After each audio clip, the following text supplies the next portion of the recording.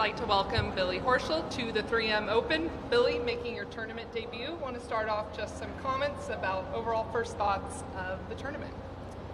You know, I've watched this tournament on TV the last few years and heard some of the feedback from players, and they rave about the golf course and the condition that it's in, and it's been unbelievable. You know, just playing the front side, the conditions of the golf course is impeccable. And then, you know, talking with the tournament staff when I got here yesterday, telling me the amenities that they have for the families and the kids and everything. That's something that makes the tournament really special. Is obviously taking care of the players is one thing, but if you take care of our families and our kids, it puts it in a different level. And so 3M's done an unbelievable job from just the 2 days I've been here and then everything else I've heard.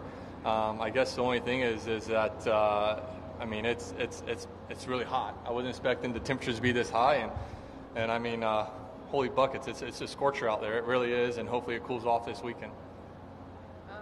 With that mentioning, is the family with you this week then? Yeah, they are coming up. They land in a couple hours. I'll go pick them up at the airport. You know, they've still got another month until they sort of go back to school, and I haven't seen them in a couple weeks. And when I committed to this event, my wife Brittany goes, you know, maybe we'll just come up to Minnesota, and it made sense to come up this event to check it out and have a good time. So hopefully they bring me some good luck this week. You mentioned you got to play a 9. Was it the front 9 or the back 9? And what are you seeing of the layout of the course, kind of how it's matching your game? Yeah, I played the front 9 early this morning. I think the fairways are somewhat generous. You know, you can push driver a little bit and be aggressive with the driver. The green speeds are, I mean, just super fast, and maybe it just seems that way because we've been over in the Scotland and England the last 2 weeks playing on green speeds that are a lot slower than we have here in America. So, but the condition of the golf course, I think it's awesome. I think there's some really cool holes on the front with the layouts and everything. I've been told the backside's even better. So I'll check that out tomorrow morning in the Pro-Am, and like I said, I'm excited to see this course in an actual tournament aspect. The winning score is sort of where I like a winning score, maybe a little bit higher than what I think is an ideal winning score, but it sort of fits my game in the sense that if I can get my game going and play well, I like, you know, where that winning score seems to end up every year. Seen you across the pond repping the beard, but kind of maybe what's the story behind growing it? What's the feedback you've gotten? Yeah, so there's no story. I had 2 weeks off after Travelers and just wasn't going to shave, and decided, you know, I think maybe my wife Brittany mentioned you should just grow the beard back, see if that changes up the game a little bit, and maybe that's why I just didn't shave. Kept it, you know, last couple of weeks, and I'm not going to say it hasn't changed the game, but the game hasn't gotten any worse. That's a benefit, but yeah, I think I've got a lot of great responses from it. People are very sort of shocked. They don't recognize me at first because it's a completely different look. But I do say I did have it back a couple years ago, and I haven't really grown one since. But there's a lot more gray and white hairs in there than it was last time. So we're going to see. My kids have seen it on FaceTime, and they told me I needed to shave it last night, which I'm not going to. But we're going to see it. But their responses when they see me today, and I know my Colby, my middle one, when I had it in the past, she used to always like rub my face and just touch it. So I'm expecting some of that later today. I guess most importantly, wife likes it. As of right now, yes, she does. I'm sure like any female who kisses a guy with a beard, you do get poked in the face a little bit with the whiskers that we have. So hopefully it's not too bad for her. I may have some few more for you, but we'll throw it over to MK for a few. Up on that, if you were to have a really successful week this week or next week, would you keep the beard? Yeah, the beard's going to stay around for a little bit. I don't plan on shaving it anytime soon. I'm hoping that the game starts turning around. I start playing well, and I'll keep it. I do like the way I look with a beard a little bit. It does change the way I see myself. But I guess the only time I would know I would have to shave it is maybe a Ralph Lauren photo shoot that I would have to do in the fall. I don't think the beard, not that they would be against it, but I've just never done a photo shoot with them with a beard, and so I would shave it for them if that's something they want to do. So yeah, the beard's going to stay around, and hopefully the game picks up and starts playing well, and I can say, it's because of the beard. Now, clearly the next 2 weeks, 70 is on everybody's mind. That can cause a lot of stress. How do you manage that and the pressures that come along with needing to play really well this week and next week? That's a great question. My game hasn't been well this year. It's actually been a lot better last month.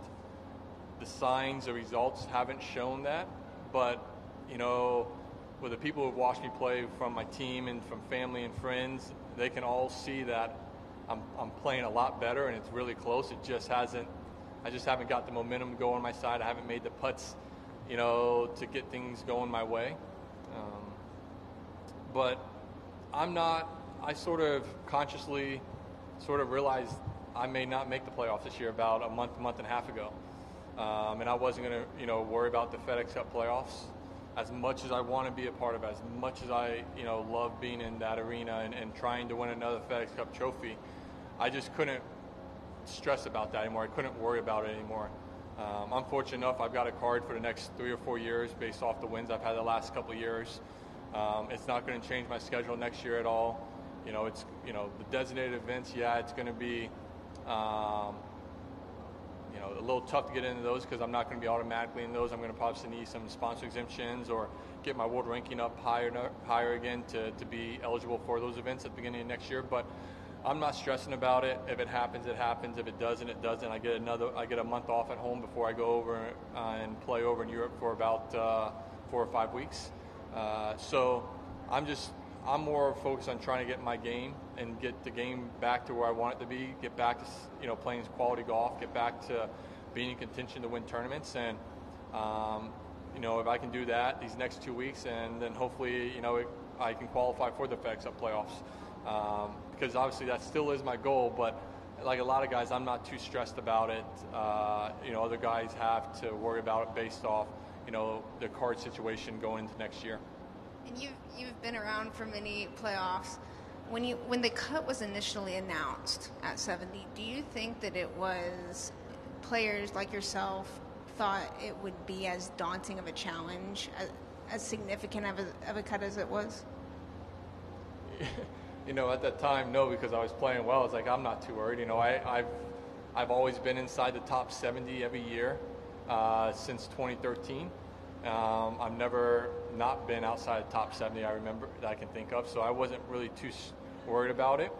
But now that I've looked at it, it is a really daunting task. You have to play well to be able to be in the top 70.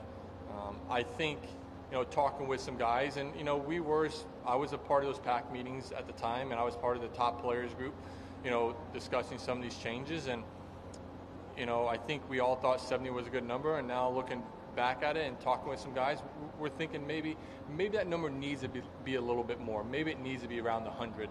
Maybe it needs to be around 90. I don't know if that's been talked about in PAC meetings. I don't know if that's even been discussed, or if there's even a chance of that being changed next year. Knowing how the tour works, they're not going to change something within 1 year majority of the time. They're going to give it a little while. But I think I think it would be probably a little bit better if that number was a little bit higher. But at the same time, I understand why we have 70, 50, 30. So, we'll see how it works out. But, that 70 number is a lot daunting now, sitting in the seat, not playing good golf, to where I was a year ago where I was playing really quality golf, and I've never worried about that at all. So, it's a little bit of a daunting task for all of us now. This is my last one, yeah. But when we were in Ohio about a month ago, you had said that something had clicked the last month where you felt like your game was really trending. Yeah. It may not show the results yet, but is there something when you look back at that week in Ohio that you think, this is something that I learned about myself and this is helping me go through the rest of the season?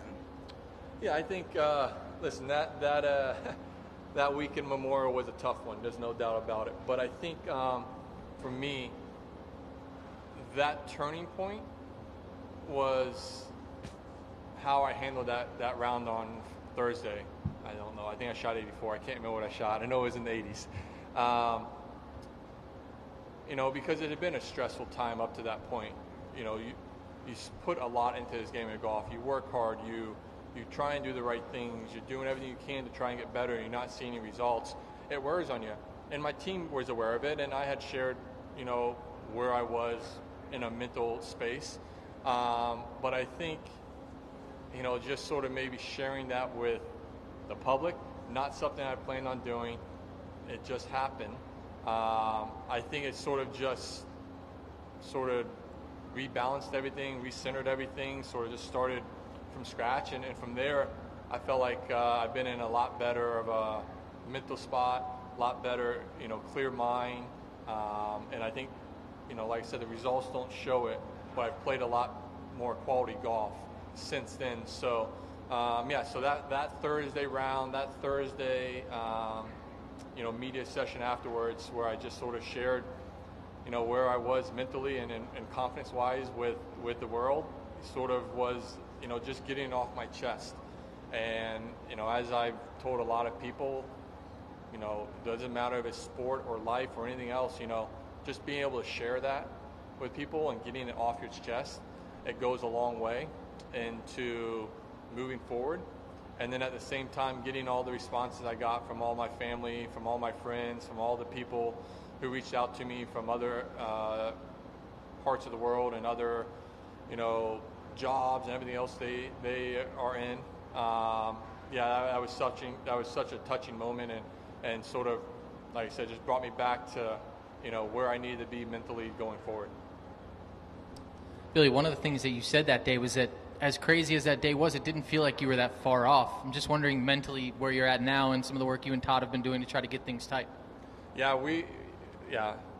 didn't feel I was that far off, even though I shot 84. I feel a lot better about my game. I think after Travelers, after the U.S. Open, after Travelers, I came home, and it was that first time all year where I felt like my game is really close. It's not far off. Even though I've said that all year, I'm not one of those guys that can sort of trick myself into feel like I'm close. I have to honestly know it. I mean, I just, at the end of the day, I'm a realist. I can't sort of fake a lot of things. And so we've done a lot of great work. Swing-wise, we've hit it really well. We've just made a couple sort of subtle changes over the last month, and been hitting the ball a lot better. The misses my big miss that has been an issue all year has sort of gone out the door. We just haven't been as sharp with my short and mid irons as I need to be over the last month or so. And at the same time, I'm not making any putts, which doesn't matter how well you hit it. If you're not making any putts, it's going to be tough to play well. So I feel really good with my game. I feel really good mentally where I am. I feel it's just, it's a matter of time. I feel like I'm knocking on the wall and I'm beating down this wall, and it's just a matter of time until it falls.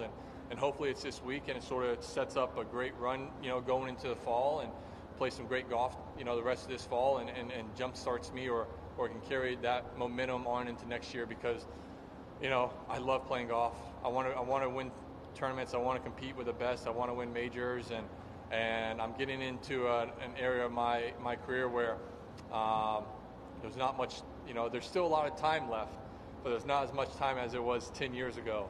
So I want to make sure that I give myself the best opportunity to achieve everything I can in the game over the next 5 to 7 years. And lastly for me, you just mentioned it, but I know how much you love this game, the passion that you have for it. Over the last couple of months, I guess I'm kind of trying to explore the relationship between having fun on the course and success on the course. Do you think it's more of you have success and then you have fun, or you need to have fun in order to have success? That's a great question, and you could ask a whole bunch of different people, and they can say, choose one or the other, and you get a split room. I can have fun off the golf course. Practice-wise, I can have fun. I can enjoy the grind. I can enjoy getting better. I can enjoy all of that. But when it comes to competition, I'm only having fun if I'm playing well. It's just simple as that. And I can have fun out there, but I've tried that in over the last few years, and I've realized, trying to be in a good frame of mind, trying to be in a jolly good mood, trying to be, in a, hey, let's just go out there and have fun out there on the golf course and see what happens. Like, that hasn't ultimately led to my success in my career, or the success over the last, several years. It's more or less when I'm playing well and I'm having success on the golf course, that's when I'm having my fun. That's when it's really fun on the golf course, because I think what happens is it shows that all the hard work you're doing is translating over into the heat of the moment, into competition, and that's what puts a big smile on my face, is all the hard work I do away from the competition days, away from tournaments or at tournaments, and then you can translate that into a competition and you can say, man, that was really fun. I mean, obviously I'm enjoying the grind off the golf course, but when you can do it on the golf course in the heat, that's an exciting moment. I think a lot of us would be in the similar mode of that. Perfect. Well, thank you, Billy. We hope you have fun this week. I will, I promise you. Appreciate the time as always. Thank you.